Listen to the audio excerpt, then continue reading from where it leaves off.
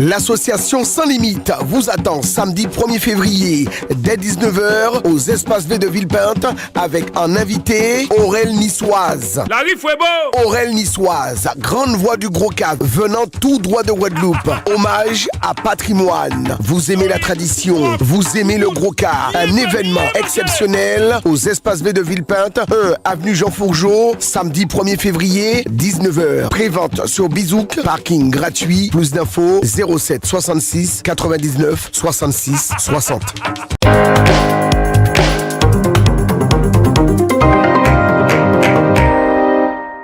Ça veut dire nous Maniokani, c'est là nous avons pris départ. Ça a fait 389 ans que de l'olive, on apôtre de Napoléon, cué Jans à Rivière-Sens. Donc on comprend bien, il a tombé pile le 26 janvier 1636. Donc nous permettre nous de rentrer dans Carapace, à les Kalinago, non pas les Caraïbes, mais les Kalinago. Il est important pour nous de commémorer à manière nous. D'ailleurs, les frères Kalinago, les sœurs Kalinago, ils en village aujourd'hui là, ils ont sorti faire travail là, qu'il faut faire travail là bon matin là à 10h. Et c'est nous qui avons place en la rue là pour exprimer solidarité envers le peuple Kalinago. Massaoukou et Mas Bababois. Pour qui est Bababois, d'avoir un Kalinago besoin Bababois, qui c'est en épiphyte, comme on dit en termes scientifiques, qui c'est en branche, vous savez, là, vous avez un sauvage, donc vous avez dit que la café là, eh bien, le même bitin que vous voyez Bababois la pond dans notre pied bois, dans la forêt Guadeloupe, eh bien, on a dit, eh bien, c'est le vieillard de la forêt. Parce que c'est mon vieux monde, c'est le gardien.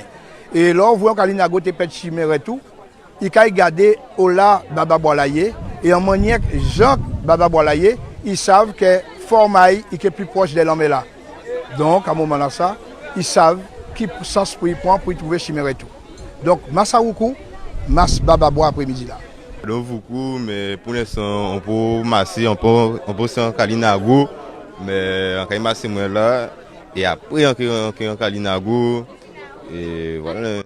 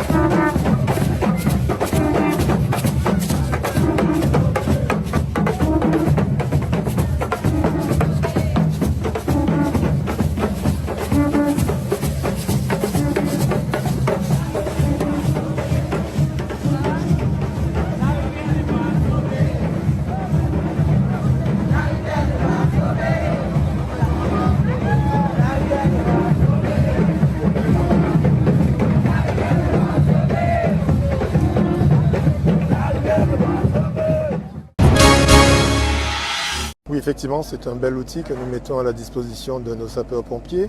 Je crois qu'il est important, comme nous l'avons dit dans le discours ce matin pour les vœux, de mettre l'accent sur la formation. Il est important que lorsque nos sapeurs-pompiers, lorsqu'ils se présentent sur des situations critiques comme des incendies, qu'ils soient déjà au fait de cela. Donc cet outil leur permettra d'avoir une première approche de ces difficultés. Et donc il est important pour nous de rester dans cette logique-là. Nous mettons à la disposition un ensemble de moyens. Il y a cette volonté du président Guy Losbar de donner aux îles de Guadeloupe l'ensemble des moyens, mais aussi d'avoir des sapeurs-pompiers qui sont dynamiques, qui sont volontaires, qui sont formés. Et j'ai l'avantage de les avoir très professionnels à mes côtés.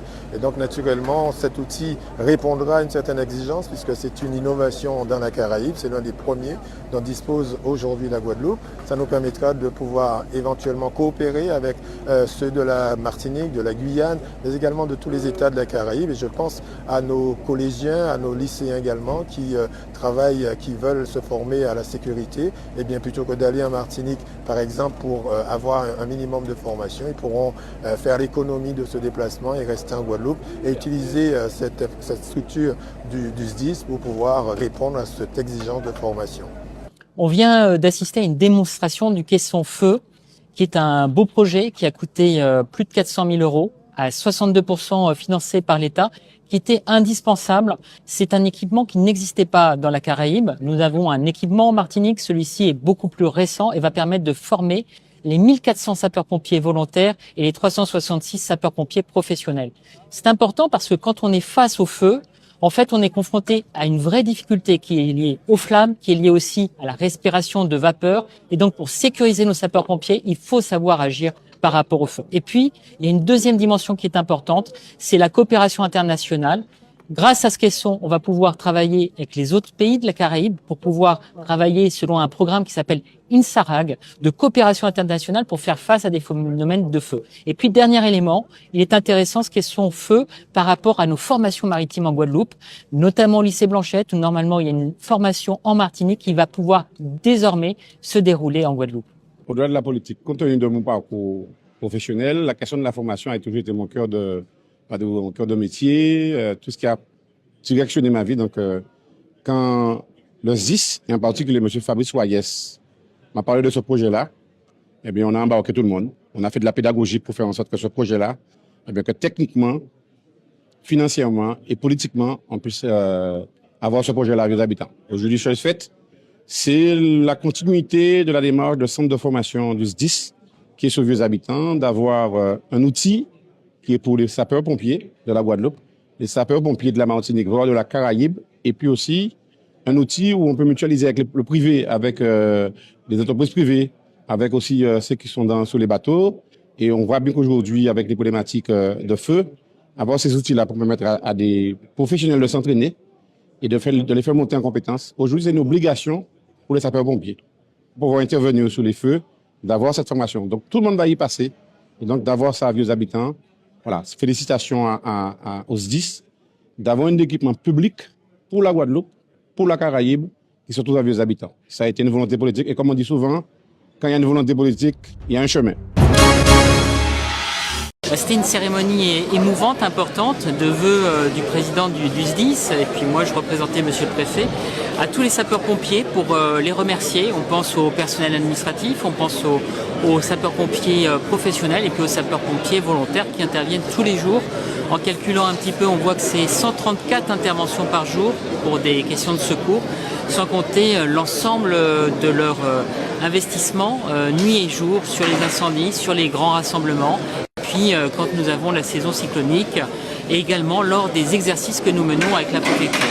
Ça fait le conseil départemental qui continue donc son accompagnement en direction du SDIS des sapeurs-pompiers avec encore cette année donc du matériel, des véhicules neufs qui ont été mis à disposition donc des casernes, plus d'une dizaine, tant donc des SAV mais aussi donc des camions, de manière à ce que nous puissions donc offrir à nos valeureux sapeurs-pompiers donc des véhicules qui soient performants, qui répondent aux enjeux du territoire, mais surtout qui leur permettront de pouvoir prendre en charge avec beaucoup plus d'efficacité nos concitoyens. Aujourd'hui, c'est important pour nous de montrer notre affection pour eux, montrer aussi que nous sommes dans un cadre positif. Il s'agit de renforcer les moyens, mettre à disposition le matériel qui leur permette également justement de pouvoir répondre efficacement à leur mission.